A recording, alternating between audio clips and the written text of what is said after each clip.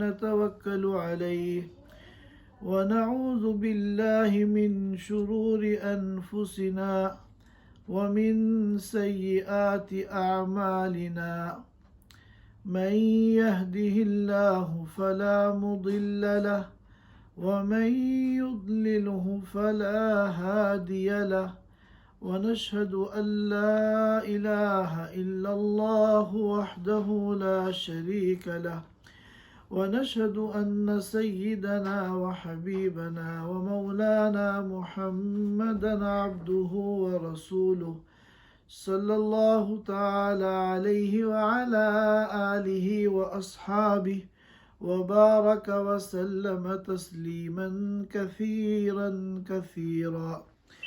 أما بعد فأعوذ بالله من الشيطان الرجيم. يا أيها الذين آمنوا كتب عليكم الصيام كما كتب على الذين من قبلكم لعلكم تتقون. ويقول النبي صلى الله عليه وسلم كما أخرجه البخاري ومسلم من حديث أبي هريرة رضي الله عنه يقول الله تبارك وتعالى كل عمل بني آدم له إلا الصيام فإنه لي وأنا أجزي به أو كما قال عليه الصلاة والسلام. حضرات سامعین کرام، رمضان کا مبارک مہینہ چل رہا ہے. رمضان کی مبارک گھڑیاں اور مبارک ساعات رواں دواں ہیں. یہ مہینہ اسلامی کیلنڈر کا انتہائی عظیم الشان مہینہ ہے.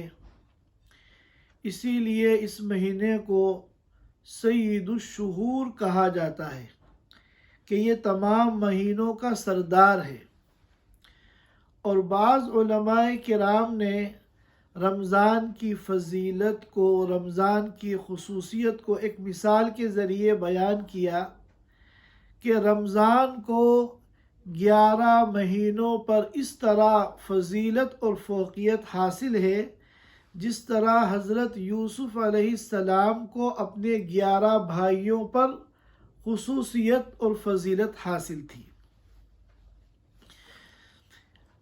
اللہ تعالیٰ کے یہاں اس ماہ مبارک کا خاص اہتمام کیا جاتا ہے. ترمذی شریف میں روایت ہے حضرت ابو ہریرہ رضی اللہ تعالی عنہ کی کہ اللہ کے رسول صلی اللہ علیہ وسلم نے فرمایا، جب رمضان کے مہینے کی پہلی رات آتی ہے، یعنی اس مہینے کی ابتدا ہوتی ہے، تو زمین و آسمان پہ غیر معمولی انتظامات کیے جاتے ہیں، غیر معمولی تبدیلیاں کی جاتی ہیں. آسمان میں تو یہ تبدیلی ہوتی ہے اس ماہ مبارک کے استقبال کے لیے کہ جنت کے سارے دروازے کھول دیے جاتے ہیں. ایک دروازہ بھی جنت کے دروازوں میں سے ایسا باقی نہیں رہتا جو بند ہو. سارے جنت کے دروازوں کو کھول دیا جاتا ہے، اوپن کر دیا جاتا ہے. اور جہنم کے سارے دروازے بند کر دیے جاتے ہیں. جہنم کا کوئی ایک دروازہ بھی کھلا ہوا باقی نہیں رہتا. اور دنیا میں یہ جو ماہ مبارک ہے، یہ خوشیوں کا مہینہ ہے، نیکیوں کا مہینہ ہے، سعادتوں کا مہینہ ہے، خیرات کا اور برکات کا مہینہ ہے. تو ان خوشیوں میں بھن ڈالنے والا وہ شیطان ہے. چنانچہ شیاطین کی پکڑ دھکڑ ہوتی ہے، ان کی گرفتاریاں ہوتی ہیں. اور ان کو پکڑ پکڑ کے قید کر دیا جاتا ہے، تاکہ اس مہینے کی جو انوارات ہیں، برکات ہیں، سعادتیں ہیں، خوشیاں ہیں، یہ ان میں رکاوٹیں پیدا نہ کرے۔ اس ماہ مبارک کے لیے یہ غیر معمولی انتظامات زمین اور آسمان میں کیے جاتے ہیں۔ اور پھر حدیث میں آتا ہے کہ ایک منادی پکارتا ہے، یا باغی الخیر اقبل، اے خیر کے طلبگار سامنے آؤ۔ یہ مہینہ خیر کا ہے، لہذا جو بھی خیر کا طالب ہے وہ اس مہینے میں ایکٹیو ہو جائے اور سامنے آئے، آگے آئے، اور اس سیزن سے فائدہ اٹھانے کی، اس کو لوٹنے کی کوشش کرے۔ اور وہ منادی کہتا ہے، یا باغی الشر اقصر، اے شر کے طالب تو رک جا، تو پیچھے ہٹ جا، اس مہینے میں تیرا کوئی کام نہیں ہے، اس مہینے میں تیری کوئی ایکٹیویٹی نہیں ہے۔ یہ تو خیر کا مہینہ ہے، اس میں جو ایکٹیو ہوں گے وہ لوگ ہوں گے جو خیر کے طالب ہیں، وہ زیادہ سے زیادہ خیر کو حاصل کریں گے۔ اور پھر فرمایا کہ اس مہینے کی ہر رات میں اللہ تعالیٰ ایک بڑی تعداد میں لوگوں کو جہنم سے رہائی کا پروانہ اور سرٹیفکیٹ عطا فرماتے ہیں۔ اللہ تعالیٰ ہم سب کو ان نیک بندوں میں شامل فرمائے جن کو رمضان کی راتوں میں جہنم سے رہائی کا پروانہ عطا کیا جاتا ہے۔ یہ ماہ مبارک اللہ تعالیٰ کا مہمان ہے۔ اللہ تعالیٰ نے یہ مہینہ ہمیں دیا اور یہ فرما دیا کہ دیکھو یہ میرا مہمان ہے، اس کی جتنی زیادہ سے زیادہ تم قدر کر سکو کر لو، تم فائدے میں رہو گے، اور اگر اس کی ناقدری کی تم نے تو تمہارا بہت بڑا نقصان ہے۔ اب ظاہر ہے کہ دنیا کا کوئی معمولی سا بادشاہ اگر کسی کے ہاں اپنا کوئی مہمان بھیج دے اور اس کو تاکید کر دے کہ میرے مہمان کا خیال رکھنا، تو یہ بندہ کتنا اس مہمان کا خیال کرے گا، اپنے آفس کی چھٹی لے لے گا ان چند دنوں کے لیے جتنے دن اس مہمان کو اس کے گھر میں رہنا ہے، تاکہ اس کے آرام میں، اس کے کھانے پینے میں، اس کے راحت میں کسی بھی قسم کا کوئی فرق نہ آئے۔ یہ ساری محنت وہ کیوں کرے گا؟ کیونکہ وہ یہ جانتا ہے کہ اس کو بھیجا ہے بادشاہ نے۔ اگر مہمان کی ہم نے صحیح قدر کر لی تو ہم سے بادشاہ خوش ہو جائے گا، اور بادشاہ اگر خوش ہو جائے گا تو نہ جانے کتنے ہمارے دنیا کے کام بن جائیں گے۔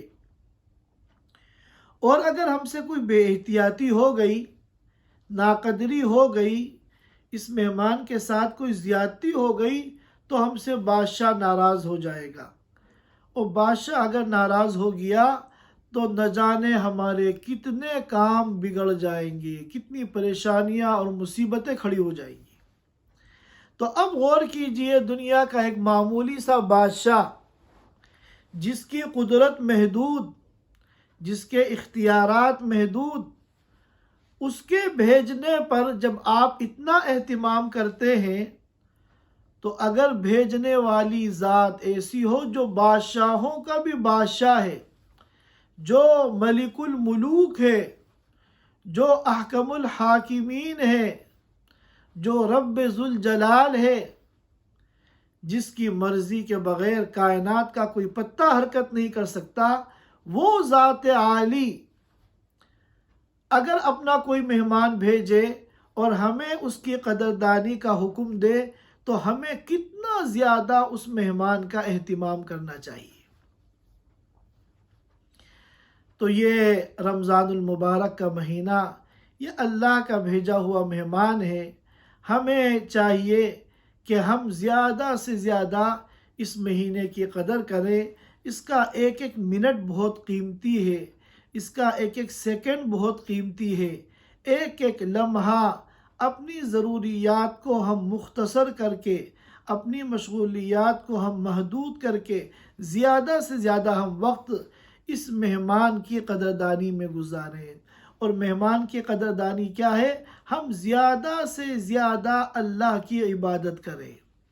کوئی عبادت متعین نہیں ہے، جتنی بھی عبادتیں دین اسلام میں ہیں، جس عبادت کا ہمیں موقع مل جائے ہم اس عبادت پر عمل کریں۔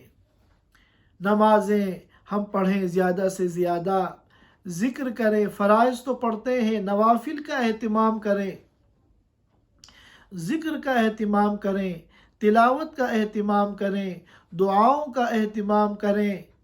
اور یہ تو وہ تمام عبادات ہیں جو حقوق اللہ کی لائن کی ہیں۔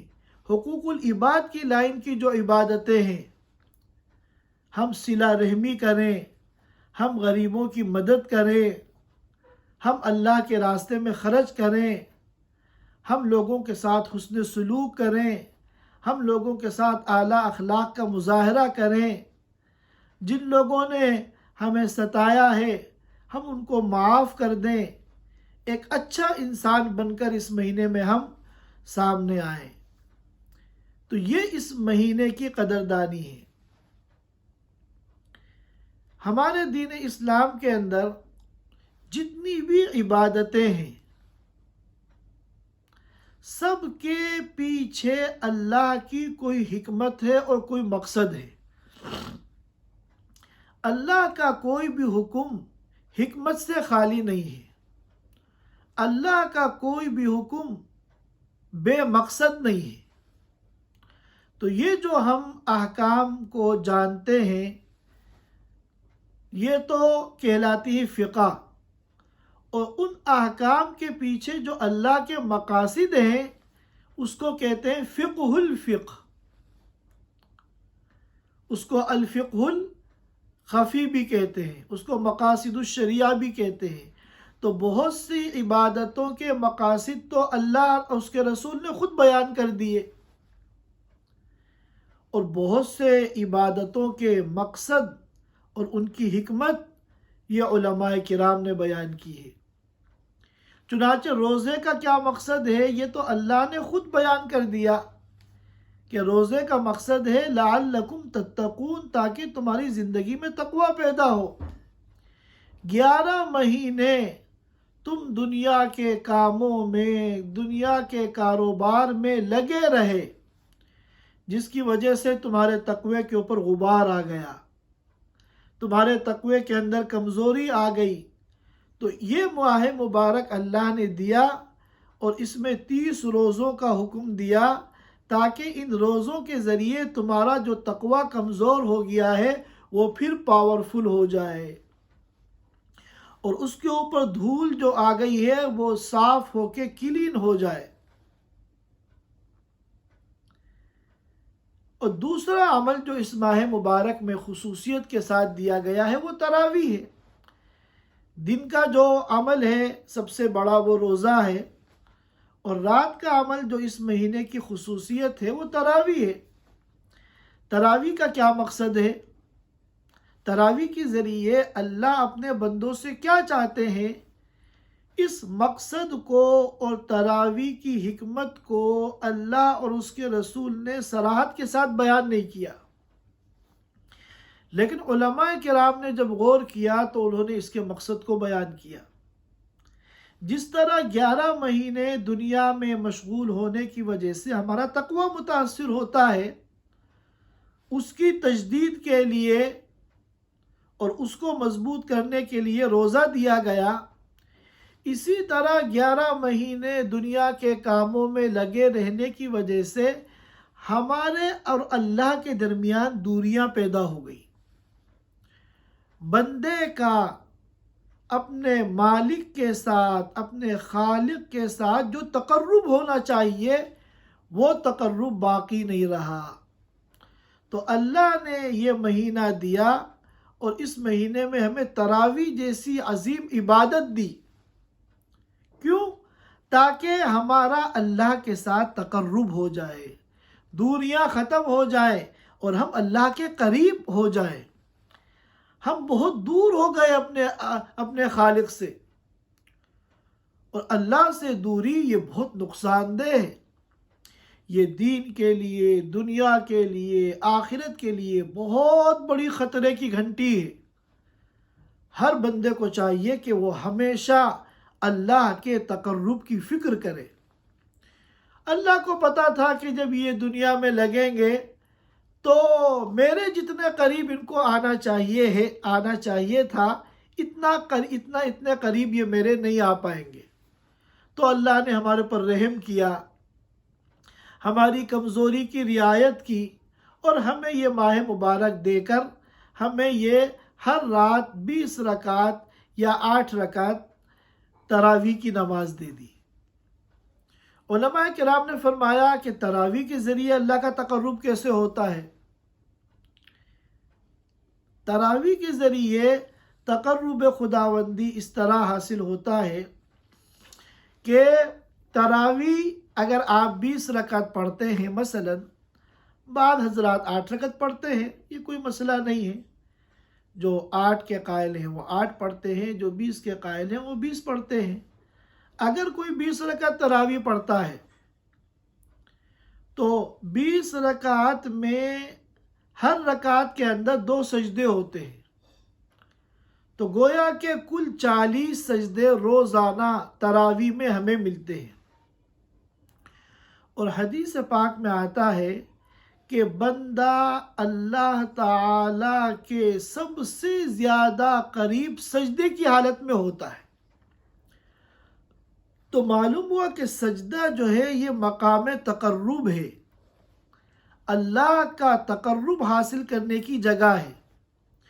تو جب اللہ نے ہمیں تراویح دی تو گویا کہ روزانہ 40 مقامات تقرب ہمیں عطا فرمائے۔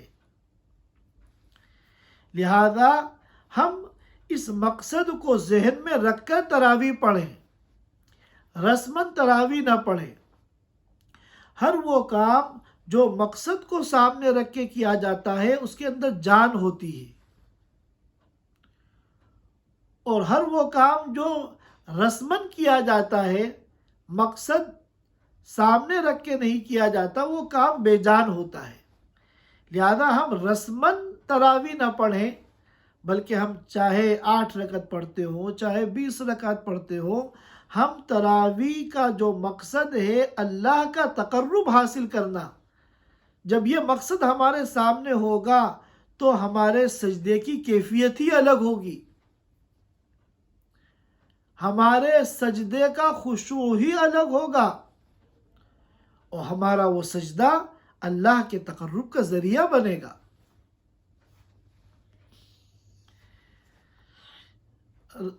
اس ماہ مبارک کی جو سب سے عظیم عبادت ہے وہ روزہ ہے۔ روزے کی فضیلت اور اس کے اجر و ثواب کے سلسلے میں نے ابھی آپ حضرات کے سامنے ایک حدیث پڑھی ہے جو حضرت ابو ہریرہ رضی اللہ تعالی عنہ نے روایت کی ہے، اور اس کو امام بخاری نے بھی نقل کیا ہے اور امام مسلم نے بھی نقل کیا ہے۔ حدیث قدسی ہے، یعنی اللہ تعالیٰ کا ارشاد ہے۔ اللہ کے رسول صلی اللہ علیہ وسلم نے فرمایا کہ اللہ تعالیٰ فرماتے ہیں کہ بنو آدم کا ہر عمل اس کے لیے ہے، انسانوں کا ہر نیک عمل انسانوں کے لیے ہے، سوائے روزے کے کہ روزہ جو ہے وہ میرے لیے ہے، روزہ تو میرا ہے۔ اور پھر فرمایا وَأَنَا أَجْزِي بِهِ، روزے کا بدلہ میں خود دوں گا۔ تو معلوم ہوا اس حدیث قدسی کے اندر روزے کی 2 فضیلت بیان کی گئی۔ پہلی فضیلت تو یہ بیان کی گئی کہ اللہ تعالیٰ نے اپنی تمام عبادتوں کے درمیان روزے کو یہ خصوصیت عطا فرمائی کہ اس کی نسبت اپنی طرف کی کہ روزہ تو میرا ہے۔ اب یہاں ایک سوال پیدا ہو گیا، تو کیا نماز اللہ کے لیے نہیں ہے؟ کیا زکوٰۃ اللہ کے لیے نہیں ہے؟ کیا حج اللہ کے لیے نہیں ہے؟ جو دیگر عبادتیں ہیں کیا وہ اللہ کے لیے نہیں ہیں؟ تو جواب یہ کہ ساری عبادتیں اللہ کے لیے ہیں، لیکن یہاں خاص طور پر روزے کی جو اللہ نے اپنی طرف نسبت کی ہے، یہ اس کی خصوصیت کو اور اس کی فضیلت کو بیان کرنے کے لیے۔ یہ ایسے ہی ہے کہ ایک شخص ہے، اس کے 10 بچے ہیں، مگر ایک بیٹا اس کا بڑا ہونہار ہے، بڑا قابل ہے، بڑا نیک ہے، بڑا صلاحیت مند ہے، اپنے باپ کا فرما بردار ہے۔ تو اپنے سارے بیٹوں کے درمیان وہ اپنے اس بیٹے کو اپنے سینے سے لگاتا ہے اور یہ کہتا ہے کہ میرا بیٹا تو یہ ہے۔ اس کا مطلب یہ نہیں ہے کہ دوسرے اس کے بیٹے نہیں ہیں، مطلب یہ ہے کہ یہ بیٹا میرا اسپیشل ہے، اس کی خصوصیت ہے، اس کی فضیلت ہے۔ اب اسی طرح دنیا کے اندر جتنے بھی گھر ہیں سب اللہ کے گھر ہیں، لیکن کعبے کو بیت اللہ کیوں کہتے ہیں؟ حالانکہ گھر تو سارے اللہ کے ہیں۔ یہ بتانے کے لیے کہ بے شک دنیا میں جتنے گھر ہیں وہ سب اللہ کے ہیں، لیکن یہ جو گھر ہے یہ اسپیشل ہے، اس کی خصوصیت ہے، اس کی فضیلت ہے، اس لیے اس کو بیت اللہ کہتے ہیں۔ ہمارا گھر بھی اللہ کا ہے، لیکن ہم اپنے گھر کو بیت اللہ نہیں کہتے۔ اور دوسری فضیلت وَأَنَا أَجْزِي بِهِ، کہ روزے کا بدلہ میں خود دوں گا۔ یہ دوسری فضیلت ہے روزے کی۔ یہاں بھی سوال پیدا ہو گیا، کیا دیگر عبادتوں کا بدلہ اللہ نہیں دیتے؟ کیا دیگر عبادتوں کا جو بدلہ بندوں کو ملے گا کیا وہ اللہ کی طرف سے نہیں ہوگا؟ تو جواب یہ ہے کہ ساری عبادتوں کا بدلہ اللہ کی طرف سے ہے، اور ساری عبادتوں کا بدلہ اللہ ہی دیں گے، لیکن بدلہ دینے کے طریقے مختلف ہیں۔ ایک تو عمومی نظام ہے نیکیوں کا اجر دینے کا۔ ساری عبادتوں کا جو اجر ملے گا، ثواب ملے گا، اس عمومی نظام اور اس جنرل سسٹم کے ذریعے ملے گا، لیکن روزے کا بدلہ جب ملے گا تو اس عام طریقے سے نہیں ملے گا، خود اللہ تعالی روزے کا بدلہ عطا فرمائیں گے۔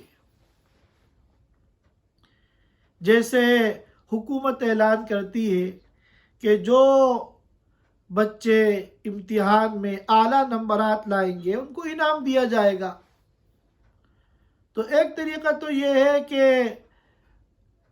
انعام دیا جائے کسی بچے کو جو اعلیٰ نمبرات امتحان میں لایا ہے، عام طریقے سے کہ اسکول کے اندر جو ہے وہ انعام آ جائے اور وہاں کے جو پرنسپل ہیں ایک چھوٹی سی تقریب منعقد کر کے اس میں وہ بچے کو وہ انعام دے دے۔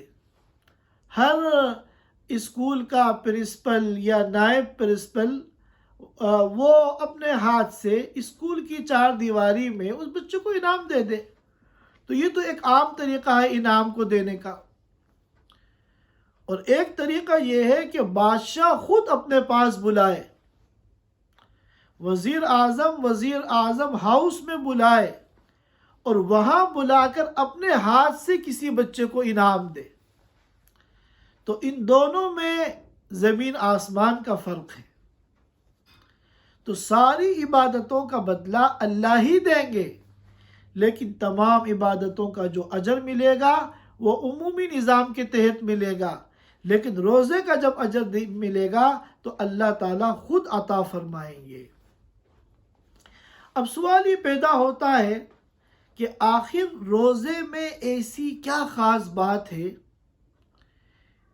کہ روزے کی عبادت کو اللہ اپنی طرف نسبت کر رہے ہیں کہ روزہ تو میرے لیے ہے، الصوم لی، اور روزے کا اجر بھی جب دیا جا رہا ہے تو عام طریقے سے نہیں، اللہ خود دے رہے ہیں۔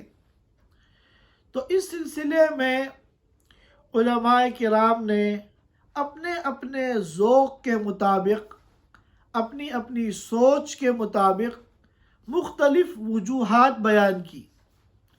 حافظ ابن حجر عسقلانی رحمۃ اللہ علیہ نے تقریباً 10 وجوہات بیان کی کہ روزے کو اتنی زیادہ فضیلت کیوں دی جا رہی ہے، حالانکہ اعظم ارکان الاسلام تو نماز ہے، اور ذروۃ سنام الاسلام تو جہاد ہے، تو آخر روزے کو اتنی فضیلت کیوں دی گئی؟ تو اس کے جو وجوہات بیان کی ہیں علماء کرام نے، ان میں صرف 2 وجہ یہاں بیان کرتا ہوں۔ ایک وجہ تو یہ ہے کہ ہر عبادت کا اجر اللہ کے یہاں متعین ہے، چاہے وہ کوئی بھی عبادت ہو، اور پھر اس عبادت کی کوالٹی کے اعتبار سے اللہ تعالیٰ اس اجر کے 10 گنا سے لے کر 700 گنا تک اللہ اس کو دیتے ہیں۔ جب بندہ نیکی کرتا ہے تو ایک نیکی نہیں ملتی، بلکہ کم از کم 10 نیکیاں ملتی ہیں، اور پھر جتنی اعلیٰ کوالٹی اس عمل کی ہوتی ہے، اخلاص کے اعتبار سے، خشوع کے اعتبار سے، مشقت کے اعتبار سے، تو وہ 10 گنا سے لے کر 700 گنا تک اللہ تعالیٰ عطا فرماتے ہیں۔ تو یہ بہرحال ایک محدود ہے، اس کی ایک لمٹ ہے، لیکن صبر ایسی عبادت ہے جو ان لمٹ ہے، جس کی کوئی حد متعین نہیں ہے۔ اللہ تعالیٰ قرآن پاک میں فرماتے ہیں انما یوفی الصابرون اجرہم بغیر حساب، کہ صبر کرنے والوں کو اللہ تعالیٰ جو اجر دیں گے وہ بے حساب دیں گے، لامحدود دیں گے، ان لمٹ دیں گے۔ اور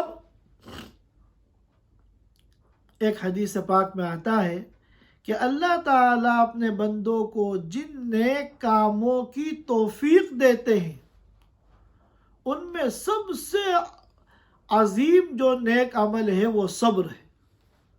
صبر سے زیادہ عظمت والا کوئی اور عمل نہیں ہے، اور روزہ جو ہے یہ صبر کا نام ہے۔ سب سے زیادہ جو صبر پایا جاتا ہے وہ روزے میں پایا جاتا ہے۔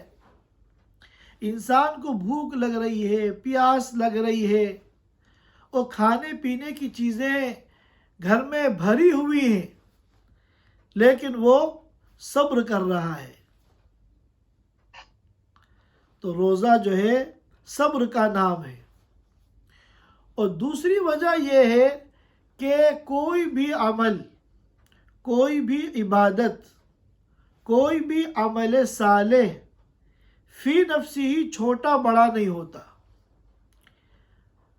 ہر عمل کو بڑا بنانے والی جو چیز ہے وہ اخلاص ہے، وہ بندے کی نیت ہے،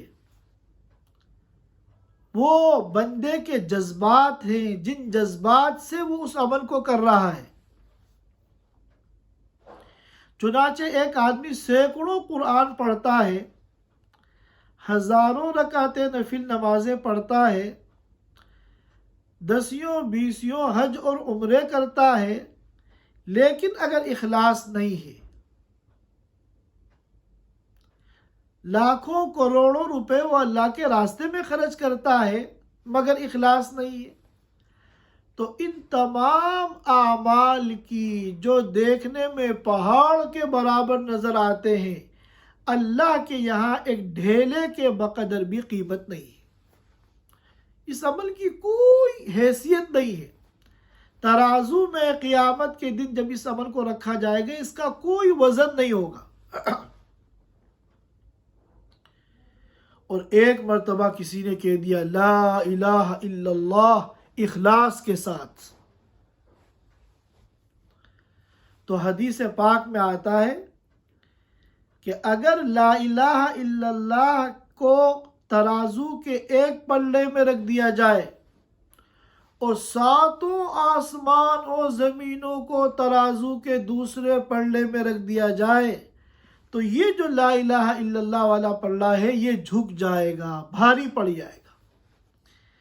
تو بظاہر لا الہ الا اللہ کہنے میں 3 سیکنڈ لگتے ہیں، لیکن اخلاص کے ساتھ اگر کسی نے لا الہ الا اللہ کہا ہے تو اس کا وزن اتنا زیادہ ہو گیا کہ ساتوں آسمان اور زمین سے زیادہ اس کا وزن ہو گیا۔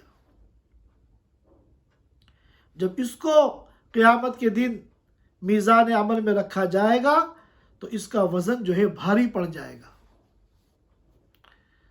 تو یہ 2 خاص طور پر ایسی وجوہات ہیں کہ جس سے روزے کی فضیلت بڑھ جاتی ہے۔ اچھا، روزے میں اخلاص سب سے زیادہ ہوتا ہے، کیونکہ روزہ کسی کام کے کرنے کا نام نہیں ہے، روزہ تو چند کاموں سے بچنے کا نام ہے۔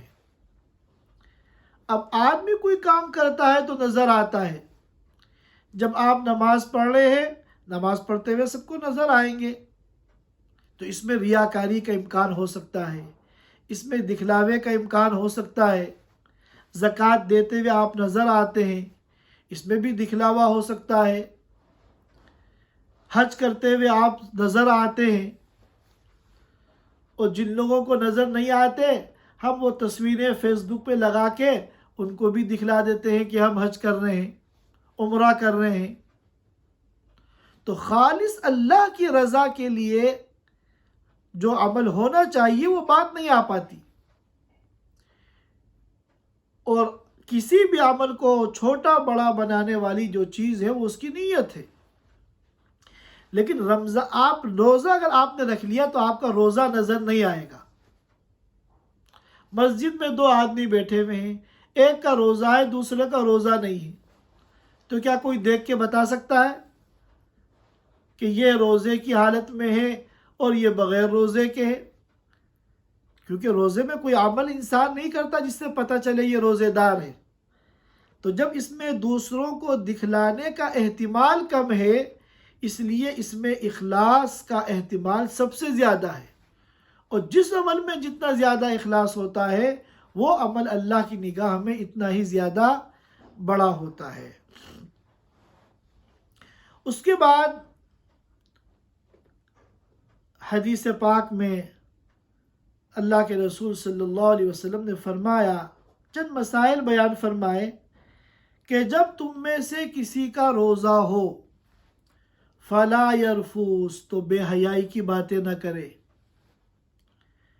ولا یسخب، شور و غل اور ہنگامہ نہ کرے۔ روزے کی حالت میں بالکل کول ہو جاؤ، ٹھنڈے ہو جاؤ۔ چیخنا، چلانا، ڈانٹ ڈپٹ کرنا یہ روزے کی شان کے خلاف ہے، اس سے منع کیا گیا ہے حدیث میں۔ بہت سے لوگ ایسے ہوتے ہیں کہ افطار کے قریب جب وہ گھر میں آتے ہیں اور افطار کی تیاریوں کو وہ دیکھتے ہیں تو چھوٹی چھوٹی باتوں پہ چیختے ہیں، چلاتے ہیں، گھر والوں کو ڈانٹتے ہیں، بچوں کو ڈانٹتے ہیں۔ تو اس سے منع کیا گیا ہے۔ اس وقت آپ بالکل کول ہو جائیے، ٹھنڈے ہو جائیے۔ کوئی بچہ کوئی کھانے کی چیز لے کے دسترخوان پہ جا رہا ہے، اس سے گر گئی تو اب آپ چیخ رہے ہیں، چلا رہے ہیں، نہیں، آپ بالکل ٹھنڈے ہو جائیے، کول ہو جائیے، خاموشی سے آپ اس جگہ کو صاف کر دیے۔ نہ گھر والوں کے اوپر غصہ کیجیے، نہ بچوں کے اوپر غصہ کیجیے۔ کچھ انسان کا مزاج ہوتا ہے، کچھ بلڈ پریشر کے مریض ہوتے ہیں، کچھ صبح سے روزہ ہے، بھوک لگی ہوئی ہوتی ہے، تو فطری طور پر یہ غصہ آتا ہے، لیکن ہم اللہ کے رسول نے ہمیں جو سمجھایا ہے ہم اس کے پیش نظر ہم اپنی اصلاح کریں، اور اس موقع پر بالکل کسی پر کوئی غصہ نہ کریں، پیار سے، محبت سے، شفقت سے، خاموشی سے، ہلکی آواز میں ہم بات کریں۔ یہ ہمارے روزے کا ایک ادب ہے۔ اگر ہم اس پر عمل نہیں کریں گے تو ہمارا روزہ مکروہ ہوگا، ہمارا روزے کا جو ثواب ہے وہ ثواب متاثر ہوگا، روزے کا جو مقصد ہے وہ مقصد متاثر ہوگا۔ اور پھر فرمایا کہ اگر کوئی روزے کی حالت میں تم سے بحث کرے، لڑائی جھگڑا کرے یا ہاتھا پائی کرنے لگے، لڑائی کرنے لگے، تو بالکل اس کے ساتھ اس عمل میں شریک مت ہو، اس کی بات کا جواب مت دو۔ وہ ہاتھا پائی کرنا چاہ رہا ہے تو یہ نہ سوچو کہ اس نے ایک مارا ہے تو میں دو ماروں گا۔ فَلْيَقُلْ إِنِّي صَائِمٌ، اس سے یہ کہہ دو کہ میں روزے دار ہوں۔ اور یہ ساری باتیں، لڑنا، جھگڑنا، بحث کرنا، ہاتھا پائی کرنا، یہ روزے کے شایع نشان نہیں ہے۔ اب ہم ٹریفک میں جا رہے ہیں، بعض لوگ غلط طریقے سے گاڑی چلاتے ہیں، غصہ آ گیا، چیخ رہے ہیں، چلا رہے ہیں، یہ سب کچھ نہ کریں۔ کوئی اس قسم کی بات کرنا یہ روزے کے شایع نشان نہیں ہے۔ اور پھر فرمایا اللہ کے رسول صلی اللہ علیہ وسلم نے، قسم ہے اس ذات عالی کی جس کے قبضے میں محمد کی جان ہے، یعنی اللہ کی قسم، روزے دار کے منہ کی بو اللہ کے نزدیک مشک کی خوشبو سے زیادہ عمدہ ہے۔ بعض لوگ اس حدیث کو صحیح نہیں سمجھتے۔ دیکھیے، یہ بات تو آپ جانتے ہیں کہ روزے کی حالت میں کوئی منجن کرنا یا ٹوتھ پیسٹ استعمال کرنا یہ مکروہ ہے۔ اگر حلق میں منجن چلا گیا یا پیسٹ چلا گیا تب تو روزہ ہی ٹوٹ جائے گا، اور اگر نہیں بھی گیا تو چونکہ آپ نے اپنے روزے کو خطرے میں ڈالا ہے لہذا روزہ مکروہ ضرور ہو جائے گا۔ اور یہ بھی آپ کو معلوم ہے کہ مسواک کرنے میں کوئی حرج نہیں ہے۔ مسواک کرنے میں جس پہ کوئی معجون یا کوئی منجن لگا ہوا نہ ہو، خالی مسواک ہو تو اس کے کرنے میں کوئی حرج نہیں ہے۔ تو بعض لوگ خالی مسواک کرنے کو بھی منع کرتے ہیں، وہ یہ کہتے ہیں کہ ہمارے منہ کی جو بو ہے یہ اللہ کو مشک سے زیادہ پسندیدہ ہے۔ اب اگر ہم مسواک کر کے دانت کو صاف کر دیں گے تو وہ بو زائل ہو جائے گی، تو جو بو اللہ کو مشک سے زیادہ پسندیدہ ہے ہم اس کو کیوں ختم کریں؟ تو یہ حدیث کو نہ سمجھنے کی وجہ سے یہ بات کہی جاتی ہے۔ یہ جو روزے دار کی بو، روزے دار کے منہ کی بو ہے، یہ وہ بو نہیں ہے جو دانتوں کی گندگی کی وجہ سے آتی ہے، بلکہ یہ وہ بو ہے جو معدہ خالی ہونے کی وجہ سے اندر سے ایک بو آتی ہے۔ پیٹ خالی رہنے کی وجہ سے معدہ خالی ہوتا ہے تو اندر سے جو اسمیل آتی ہے یہ وہ مراد ہے، اس کا دانتوں سے کوئی تعلق نہیں ہے۔ اس کے بعد فرمایا کہ للصائم فرحتان، روزے دار کے لیے دو خوشیاں ہیں، ایک تو ہے نقد اور ایک ہے ادھار۔ ایک خوشی تو کب ہوتی ہے؟ جب روزانہ مغرب کے وقت وہ روزہ کھولتا ہے تو پورے دن کا جو اس نے صبر کیا ہے، پیاس کو برداشت کیا، بھوک کو برداشت کیا، اب جب دسترخوان پہ اللہ کی نعمتیں ہوتی ہیں تو فطری طور پر اس کو لذت اور فرحت اور خوشی محسوس ہوتی ہے۔ اور دوسری خوشی ہے ادھار، یہ اس وقت ہوگی جب وہ اپنے رب سے ملاقات کرے گا آخرت میں جب روزے دار کو پروٹوکول دیا جائے گا، اعزاز دیا جائے گا، اس کا استقبال کیا جائے گا، اس کو ویلکم کیا جائے گا، تو اس وقت جو اس کی خوشی ہوگی اس کا کوئی ہم تصور بھی نہیں کر سکتے۔